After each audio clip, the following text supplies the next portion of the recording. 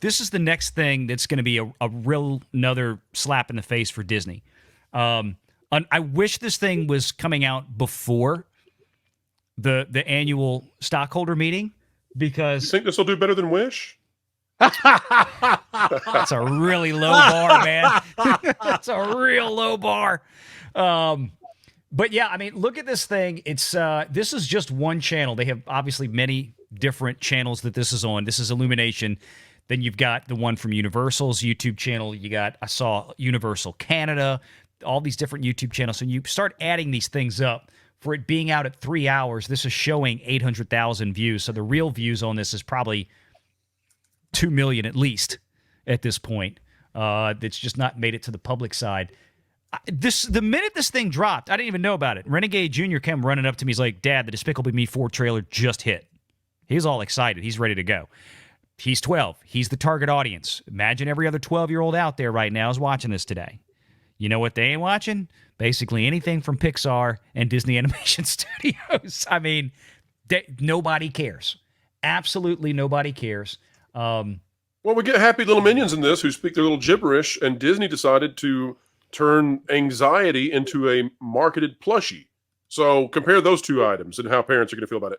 Hey, little child. Hey, love of my life. Hey, apple of my eye. Do we want to get you the cute little minion plushie that's super happy and positive? Or do we want to get you the embodiment of anxiety itself? Oh, gee, it's a hard decision. Yeah. And, I mean, that's it. All you need is those three guys right there on the screen, and you've got $1 billion movie. That's it. It happened with Minions Rise of Gru summer before last, right? And Disney is still complaining about, well, the audiences just haven't returned, and the audiences have... Everybody else seems to be having a lot of success with animated features on a pretty consistent basis, except them. So what does Disney have this year that's coming out from the animated side? I can't even think. It's one of the sequels. Inside Out 2. They're literally turning anxiety into a character. It's literally a character. That one is this year. Okay, I couldn't remember if that was this year. Anxiety. The Pixar version. They're animating the Scream. Is anxiety represented?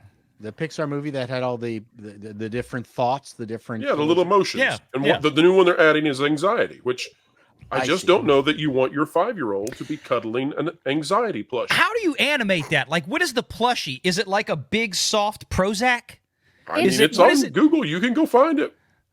It's the character design for anxiety looks like somebody is like hopped up on some speed, like mixed in with some crack cocaine. Like it looks like it's neurotic. That's the emotion it looks like is neuroticism. Yes. It should look like Woody Allen. Well, and the rumor going around is that the anxiety stems from the kid feeling bisexual or lesbian feelings or something. Oh, no. God. That's the rumor going around. Boy, yes. is that like my channel can't handle that kind of success, rumor. Tom. Again, I stressed. But is it people making jokes rumor, or is it like I can't tell anymore, Valiant. I know. Like, I'll say I enjoyed the first Inside Out. I thought it was really cute. And so like I enjoyed it. So like I You cried when you what's the little elephant imaginary friend? Oh my god. Is that Bebo? Is that its name?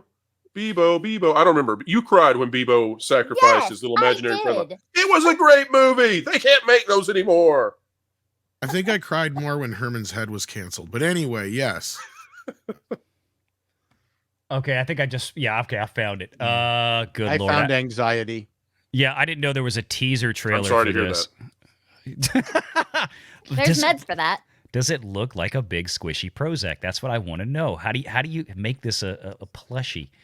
All right, hang on. Let me bring up a Chrome tab here. And Tom, could you just please repeat for me, because it's just so gloriously Disney, what the theory is about why Riley now has anxiety? No. There's Riley. She's so cute. The rumor going There's around Joy. is that she has feelings of bisexualness or lesbianism or whatever, and that's what causes anxiety, is that she doesn't understand it or she's afraid somebody will find out or some shit. I don't know. It could have been a joke. It could have, but the problem is it's too believable now with Disney. And if that actually turns out to be true, Disney can just kiss its little self goodbye. Three quarters in, you should get it, Ryan. If you want to go 3/4 into the trailer, it should be there. All right. I think the issue was she That's how found out that math was too white. That too. About to appear. It's about to appear this summer. Blah, blah, blah, blah, Yeah. blah. Joy is confused. Puberty is here. Okay, so I want you to freeze there this. it is. There it is. Hug that Okay. sucker. That's our new character from Disney. Rewind. Okay, so rewind this just a bit. I want to point something out. I'll tell you Rewind what it that just a reminds me tad, of a in couple of minute. frames. Looks like a coked out Fraggle. Okay. Right now, yeah, there. Okay. Oh no, but a little bit earlier. So when Are you when talking about the main fear? characters, okay, there. Okay, now look at stop. The simplicity of the main character, the simplicity of anger, the simplicity of whatever frug this guy is. That's fear. Fear. Anxiety, not anxiety, but jealousy. Mm-hmm. And then the sadness. Also known as Phyllis. Look at how beautifully simple each one of those are. Now let's go to anxiety. It is not of a family. They have screwed this up. If I was art directing this, they needed to be of a family. This is completely left field. I would never have accepted this. Yeah, it does not look like part of the team. Totally agree. I'm with you. 1000%. Which is why they're running away from it. No, but they can. I think they've missed the boat on that. I think this is the wrong way to do it. Honestly, it's because they don't have people who are as good as the people who made the first one. But so now you have it worked so well for Wish. Pete Doctorow directed the first one, I believe. Pete Doctor. Anyway. Yeah, Did you say Pete Doctor, Paul? Pete Doctor, sorry, call him Doctorow. Anyway, so I don't know who's directing Inside Out 2. I just know that this does.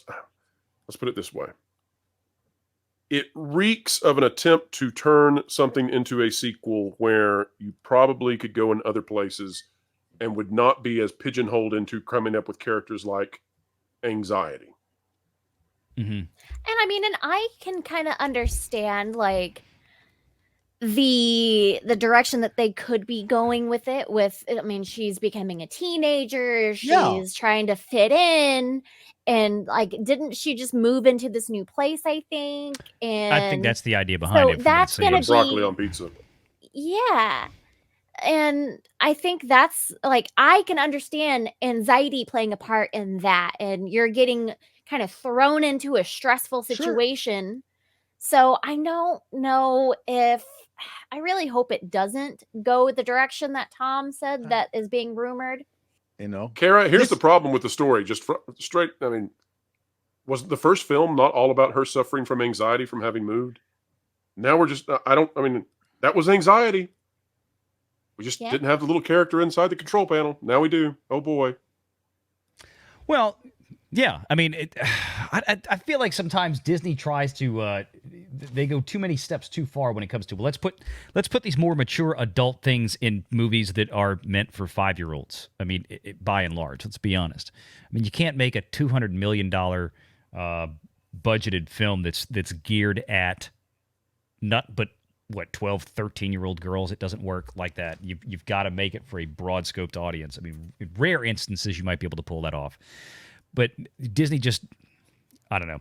I think this is going to be another whiff. I mean, wasn't this one of the movies that kind of Iger pushed and rushed into production, like to do all these sequels? Like, we're going to have Inside Out 2, and we're going to have Frozen 3, and we're going to have this and that and the other thing. And I don't remember when they actually started developing this movie, but Inside Out does not need a sequel. Not need a sequel. It's not one of the it's not one of the ones that people have like long-lasting fond impressions of. I mean, it wasn't bad, but I mean, it has not had the lasting power of merchandise when it comes to, say, Cars even. Not everything needs a sequel. Yeah, not in Disney's need to world. Stop. Yeah. Wall-E doesn't need a sequel. Ratatouille doesn't need a sequel. Leave it alone. Yeah, well, they don't want to do that. So make sure you're subscribed to Valiant Renegade and join us every Sunday at 6 p.m. Eastern for the live show.